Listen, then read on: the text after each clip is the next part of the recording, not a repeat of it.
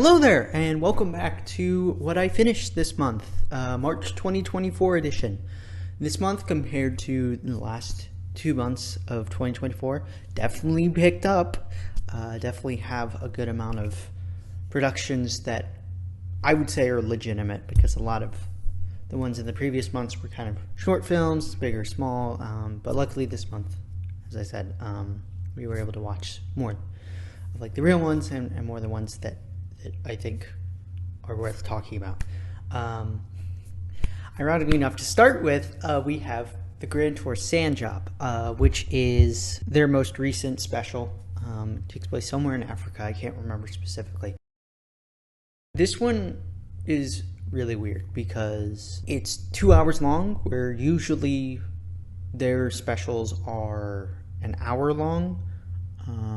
And I feel like that doesn't really work with it. Like, yeah, they have a good amount of fun in the 2 hours, but I paused it at one point and I saw how long of a special it was, and I'm like, I don't really think it needed to be 2 hours, because I was kind of feeling the length too at that point. I don't know about them being 2 hours long. I'd say like an hour to 90 minutes is fine, but like 2 hours for a special for me feels a little excessive. But you know, it's Hammond, Clarkson, and May doing what they do best, which is being children.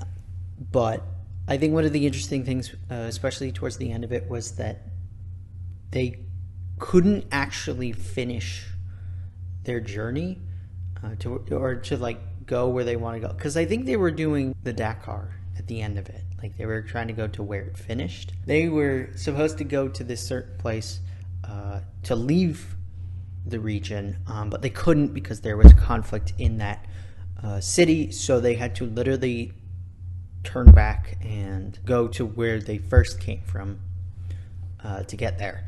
Obviously, they did not put that in the special, because then that probably would have made it like 3 hours long, and that especially is too long for one of their specials. But I think the unfortunate thing with this one as well is that it comes after a couple of really, really good Grand Tour specials. Like, the last couple ones have been really, really funny. Like, the last one they did, I think they went to Poland, and that one was just hilarious. And the one before that was in Scandinavia. Both of them were really good. Kind of reinforce why people love watching their specials so much, and why they've gone to that format, because, you know, they're getting old, so much so that apparently Amazon is in talks to replace them, to continue the Grand Tour in kind of like its standard format, which really doesn't make sense, because that just sounds like the same exact thing that Top Gear was trying to do after the trio left, and they just did not find the right trio for it. This rumor could be wrong. I don't know, but I hope it is, because I think history repeating itself with it would not be a very good thing. And then a day later, on March 2nd, I watched The Marvels.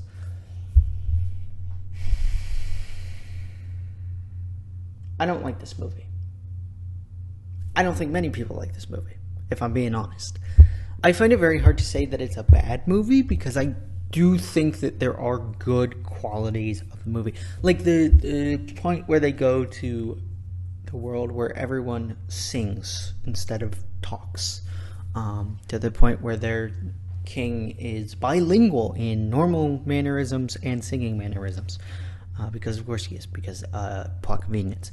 But that was really the only part of the movie that I enjoyed, probably because, as I just said, a lot of what it does it for plot's sake. Like, it very conveniently just is like, yeah, we're gonna do this, but there's no real reason as to why they do it. Like, especially towards the end of the movie, where someone has to sacrifice themselves, you kind of sit there going, the only reason that you would actually decide to do this is so that you can bring up the X-Men in the post-credit scene, which is really dumb, especially since Marvel movies and shows since COVID have not delivered on the post and mid-credit scenes that they show off. Usually when you do those teases, you're gonna get to them, but I don't think they've gotten to any of them, because Marvel's been so spread thin. And that's pretty much what this movie does too, because it acts literally like Secret Invasion doesn't exist. And I guess that's kind of going to be the MO from here on out, because I have a feeling that Captain America's fourth movie is going to do the same thing, because now Agent Ross is president, so it's kind of like, are they going to bring up the last president and how, in the last 5 minutes of Secret Invasion, he literally just decides to hate all Skrulls and tries to kill them all off for some reason, while Nick Fury just goes back up to the space station because he's needed to be up there for the Marvels. They can literally, I just need them to tell me if Secret Invasion is a thing that actually happened in the MCU canon, or if they're just going to gloss over it and act like it never happened. But at the same time, they've pretty much done that with most of the other productions that they've done since COVID. Falcon and Winter Soldier brings up a whole thing where, on Earth, there's a major crisis going on between certain groups of people and, organizations. It's been 3 years since they brought that up, and nothing's come from it. So it's not only a good thing for quality control that they're kind of reshifting things and kind of making sure that everything's quality over quantity and a little more cohesive, but for the things that they talk about in every show, it's literally just making it all connected and make sense, because that's the main problem that there's been, which is that these shows don't feel connected. They bring up issues in the MCU and none of the other shows or movies bring up that issue again. So it's just kind of, wake up, Disney. Realize that's not how making the MCU works. I looked at randomly their trailer that they brought out during first half of 2021 of celebrating the movies, because they were coming back to movie theaters with Black Widow, and I kind of look at it, and the first half of that trailer literally is exactly what you need to show Disney executives right now to remind them of why we want to go watch Marvel movies and why we want them to be so good and hate it when they're not. Because, movies, they connect us. They give us an escape from reality. They make us get interested in what the world on screen has to offer, which is pretty much what that trailer entails. And I just think they need to get back to that. And, make a movie that's actually good, that people legitimately want to see, because we haven't gotten one since No Way Home.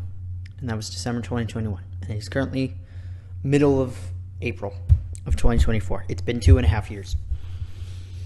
They got to do something.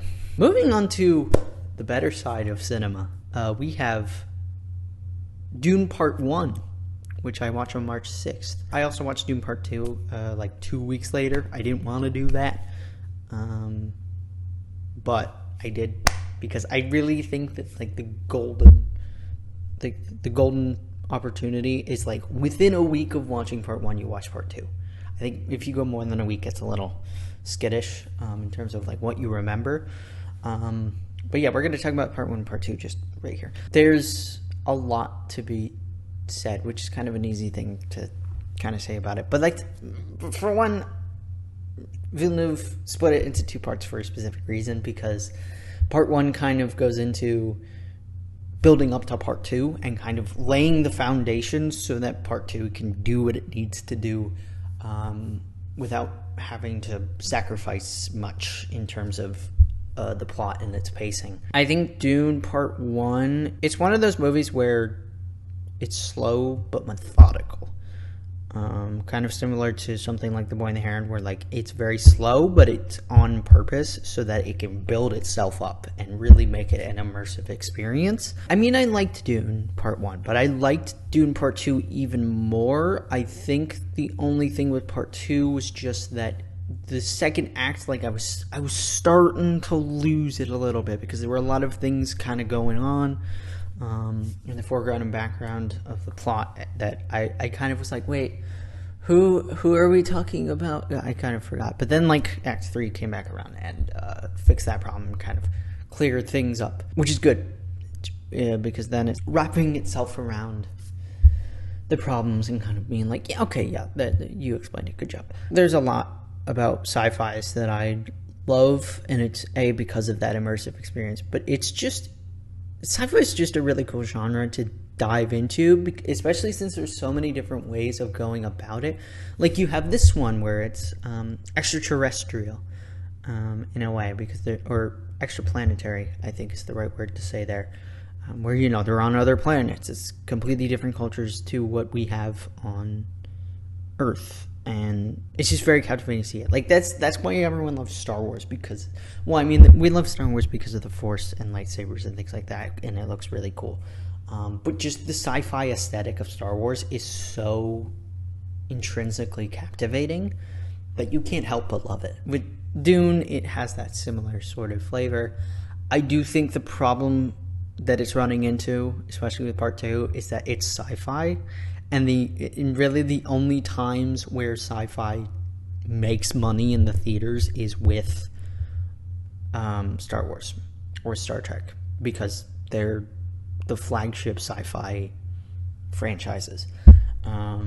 This was pretty evident with Villeneuve's previous sci-fi movie, Blade Runner 2049. Everyone loves that movie, but only after it released in theaters and then came out of theaters, because that movie actually flopped, but everyone loves it. So it's kind of like the whole thing of, you got to give people a really, really good foundation to go watch these, and for whatever reason, Dune Part 2 did not do a good enough job of that, because it's probably not going to gross $1 billion in the box office, which I kind of said going in, if it didn't do that, I really don't think any movie this year is going to hit $1 billion. The only exception might be Joker Folie à Deux, because it's a Joker movie, and the first one grossed $1 billion, even though I didn't watch it and haven't watched it yet, but I don't know, maybe I will because of that. It's very difficult with Dune Part 2, because it's a really, really good movie, especially with Part 1 and Part 2. It's a really, really good package. I don't think I liked them as much as other people did, because I did see problems with them. But as a package, they're a really, really good experience. And no, I'm definitely not saying that because I got to watch Dune Part 2 in IMAX, which was an experience in and of itself. Actually, weirdly enough, speaking on that, for the first 10 minutes, my eyes had to adjust to how big the screen was, because I could be wrong, but I've never been in an IMAX theater, to watch a movie. I have been to an IMAX theater, but that's for nature documentaries at my local aquarium, because they had an IMAX theater. But this is the first actual movie I've seen in IMAX. I have seen a movie in 3D, and that was for Finding Nemo. No, but my eyes had to adjust to it because of how big the screen was, and I just thought that was a really weird thing, and wasn't sure if other people have dealt with that before. Moving on, we have Danganronpa V3 on March 7th. Right after I recorded last month's video, I literally just went and finished V3, because I literally just had the last trial of the game. I feel like this one, it's either as good or better than the first Danganronpa, in my opinion, because I didn't really like 2. I think what it did at times, it didn't appeal to me, and I didn't find it very interesting. But with 1, partly because of how foundational it was, I really liked kind of the more simple aspect of it compared to the sequel games.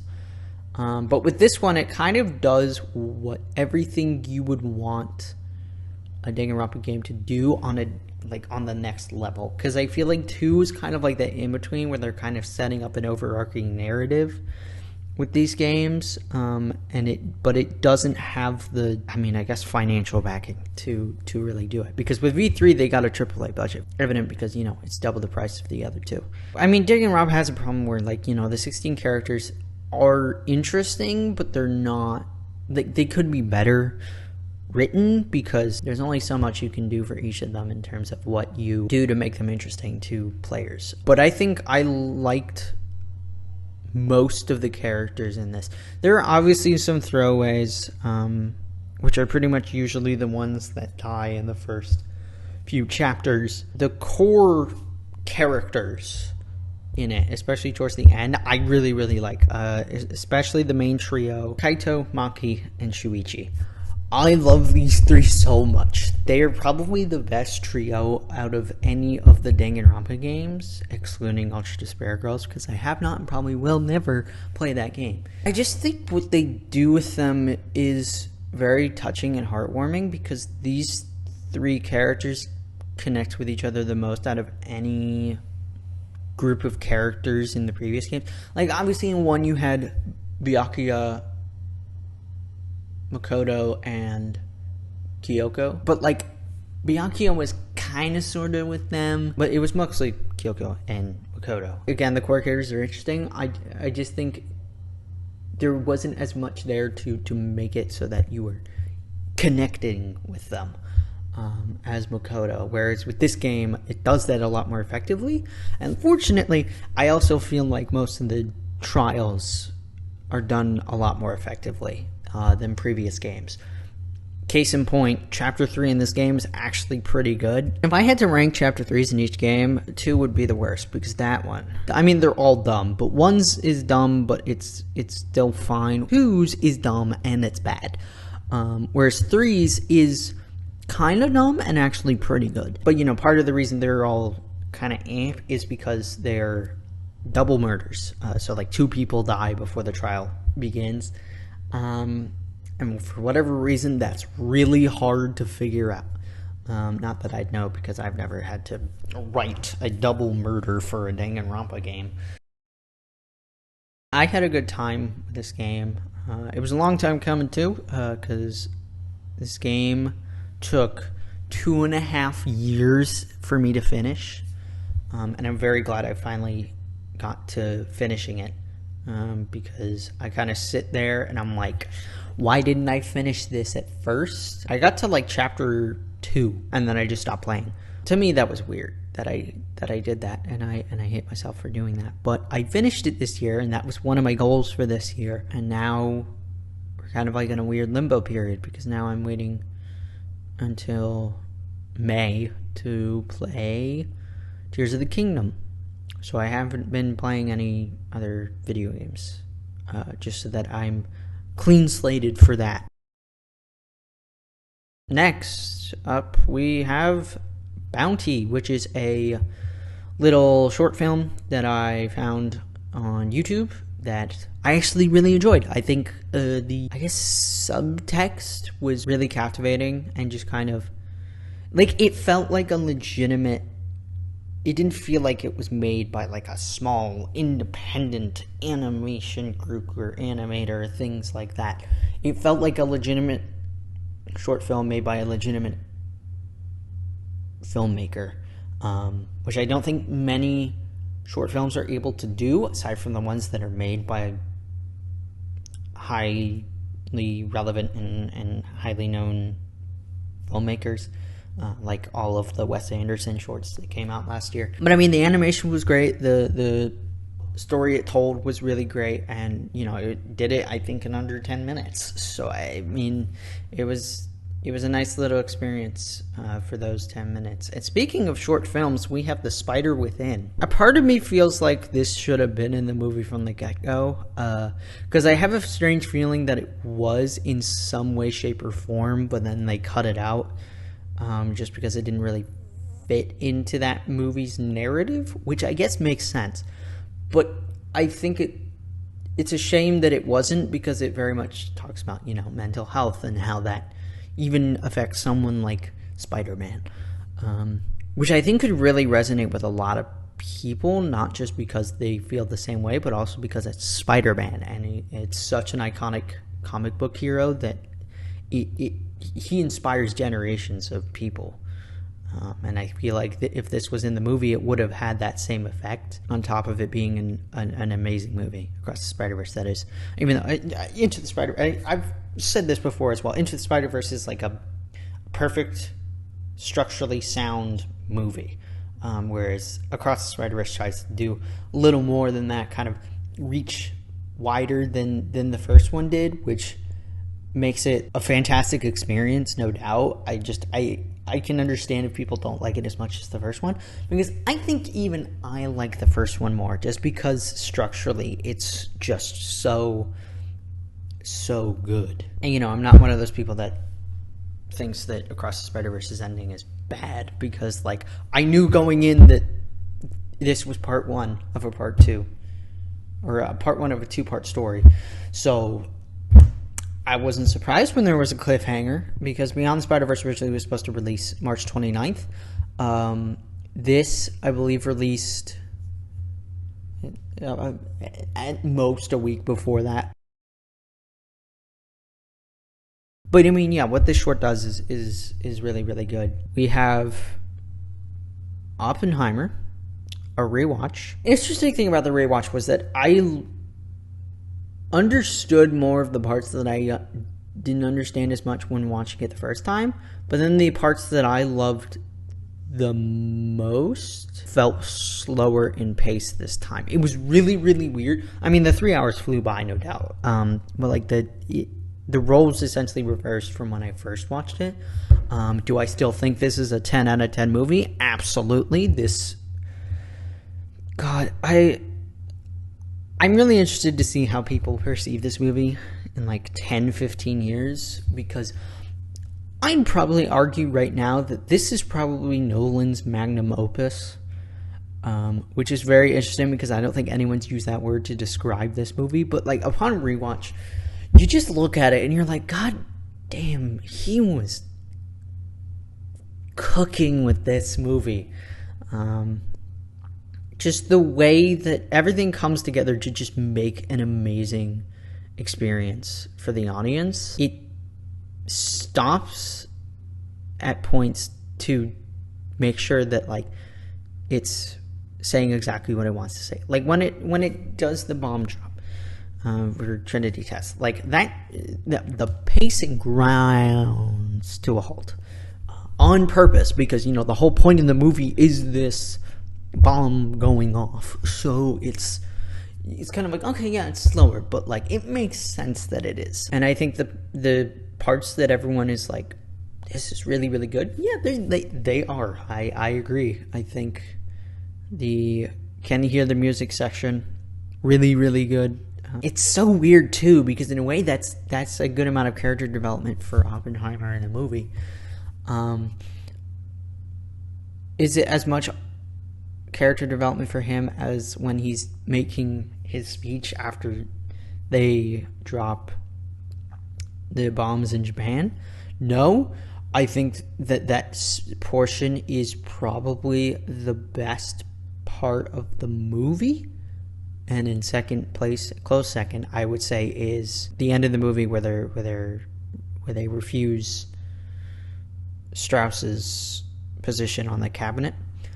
That part where Strauss's plan gets unraveled is so well paced and given a really nice amount of tension, probably because Robert Downey does a fantastic job in that role. If you haven't seen Oppenheimer or by extension the two Dune movies, you should go see them, because they are visually amazing to watch, and I think what they do is fantastic, and the direction that well-known filmmakers and well-known IPs should go in, because it would be an absolute travesty to not get a solid banking of good movies from good filmmakers that do well in the box office. I mean, Oppenheimer is a bit of an exception to that rule, because it was a bit of an anomaly in an otherwise enormously anomalous year that was 2023. I kind of feel that when they make comparisons to this year in 2024, it's oh yeah, the box office numbers aren't doing as well as last year. It's kind of they're never gonna do as well as last year. You had so many really good movies and crowd-pleasing movies that it's not gonna top last year. We've already been into this year, and Dune Part 2 hasn't topped the Mario Brothers movie. Nothing's gonna top Barbenheimer either, so the fact that we're comparing box office numbers to last year is already a mistake, I feel. And then lastly, this month, or in March, we have The Matrix, because it was its 25th anniversary, I believe on Easter this year, or not specifically the Gregorian Easter. The Matrix is a 25-year-old movie. Some of the bits in it have aged over time. Like, I do think there are certain plot elements that you look at and they're very like surface level of just like, yeah, I already know what's going to happen with these characters and what's going to happen in the plot and things like that. But this is a kick-ass movie. Just so many shots that are just so cool to watch. The ones that people know and love the most and have turned into GIFs and have replayed on end, 1,000 times on end. It's such a cool movie, and you can kind of see where they got inspiration to do the John Wick movies, because I feel like having Keanu in both these movies is very funny, but also very intentional, because I feel like John Wick is inspired by what this movie does in terms of its action, and I guess, that's Keanu's archetype, which is the silent but deadly characters.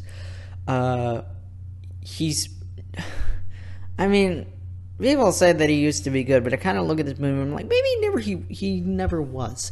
Because half of this movie is literally just him asking questions to Morpheus or some other person, which after a certain point, it just kind of gets old. But like, it's kind of the whole movie.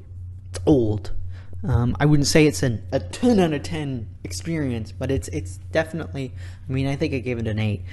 Which I definitely think is applicable, because this is still a very important movie, both in terms of what it does for the action and sci-fi genres, but also for what it says about AI, especially since that's so relevant to today's times. But I don't want to get into that, or I don't need to get into that, I should say, because A, I did that in the review, and B, people already know enough about AI and what its problems are as is. Will I see the 2 sequels soon? I don't know if I will.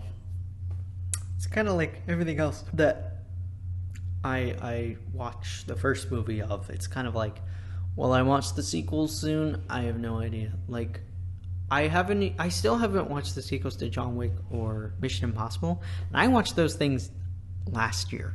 So I don't know. I also kind of feel like in the summertime you watch these movies. They're one of those kinds of movies. That's why they're summer blockbusters. Even though I think John Wick Chapter 4 released in like March last year. Missed opportunity there. But then again, Mission Impossible released a week or two before Oppenheimer, which was already a mistake. I have been blessed with March because there were only 2. Which were Dune Parts 2, which I watched, and Kung Fu Panda 4. Only because it's Kung Fu Panda movie, and not because it's good, because apparently it's kind of mediocre. Which I kind of knew already, because it's kind of like, you're going to make a 4th movie for a trilogy of movies? Apparently they're making another trilogy of them. But like, this ain't it. But I think what's good about these movies is that it's made people realize how good the first 3 are, especially the first 2, and it makes me even reflect on watching them. It's kind of like, yeah, I actually think those are really good movies. It's fortunate that there were so few backlog editions, because I think this month for April there's a lot more. I will say the funny thing about last month is that I thought Shogun was going to finish last month, because I thought for some reason it had 6 episodes, and then I looked it up and it had 10. So I've been watching that. I do not want to give my 2 cents on that, because I probably will in the next video for April. All you need to know is that you should go watch it. But I think with this one especially, do not watch it all in one go. Do not binge watch this. It will not work. I oftentimes even refuse to binge watch things, and usually watch 1 episode a week for that reason, which is just because I feel like binge watching, a lot of what you watch kind of ends up meshing together and you don't remember as much of it. So watching this, especially once a week, is really, really important. Not just for the plot, for its themes, its messaging, everything about it. It's been a worthwhile adventure. And yeah, that's about it. That's pretty much everything I have written down for what happened Next few months are going to be really interesting because this month it's kind of going to be a little bit of a crazy little month. But then May, it's kind of going to be like we're opening up a Pandora's box because then I have a lot more free time. But there's a lot to look forward to in May. I get Robot Dreams on my birthday. Looking forward to that. Oscar-nominated animated movie. I'm an animated movie buff. Love those things. So hopefully it comes to a theater near me. And if it doesn't, I will find one where it's at and go watch it for my birthday. Or sometime around it. I don't know. We'll have to see. But anyways, that's going to do it for this month. Hopefully you guys have watched a lot of amazing movies or shows. Maybe even some of the same ones that I have. If not, you should go watch some amazing movies or shows. You should catch up on Shogun. You should watch Dune Part 2. So, yeah. See you at the movies, I guess. Go watch movies in movie theaters.